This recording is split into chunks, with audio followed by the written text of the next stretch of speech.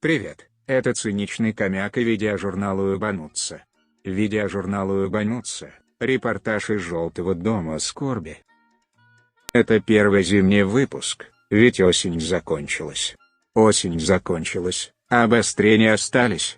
Так, добрый доктор Уебалик перевоплотился в Деда Мороза и принес детям поздравления. Уебовые пиарасты больше не в состоянии генерировать годные идеи для пиара губернатора и пользуются старыми как мир наработками, а именно используют для этого детей. То он приходит на зомбоящик к маленькой девочке, то поздравляет детей с Новым годом за месяц до праздника, то фотографируется с детьми на улице. Этот пиар примитивен и сработает разве что для домохозяек и школьников. Зрелые же и адекватные личности понимают, что это никак не изменяет существующих проблем ни с коронавирусом, ни с другими проблемами региона.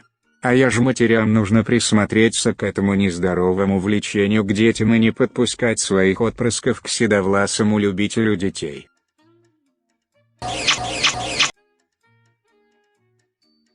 Последнюю надежду республики также не обошла эта участь, и осеннее обострение обнаружилось и у него. На одном из стримов Олежа Михайлов зачем-то приволок картонную фигуру депутата Госсовета Артеева и задавал ей вопросы. Я предлагаю Олеже не останавливаться на достигнутом и продолжить генерировать такой контент.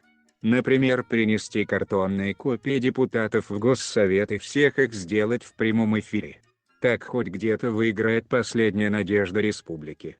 И тогда у Олежи разум и здравый смысл возобладает, хотя о чем я? Ну а главным событием за последний отрезок времени стало освобождение из ливийской тюрьмы депутата Госсовета Коми Максима Шугалея.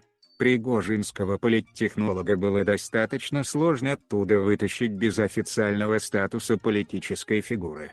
Поэтому с помощью Коми избиркома и фальсификации в единый день голосования, такой статус им был получен.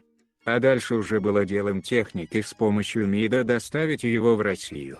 Мы своих пидорасов в обиду не дадим.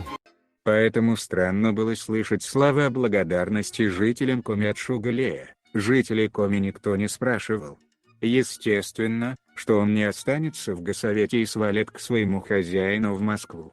Несмотря на то, что партия Родина через БНК уверяла нас, что его мандат никому не отдадут, это по факту оказывается ложью, и мандат достанется Елене Ивановой, лидеру регионального пропутинского АНФ. На этом все. Не забывайте делиться видео, ставить лайки и комментарии. Подписывайтесь на меня в соцсетях. До новой встречи.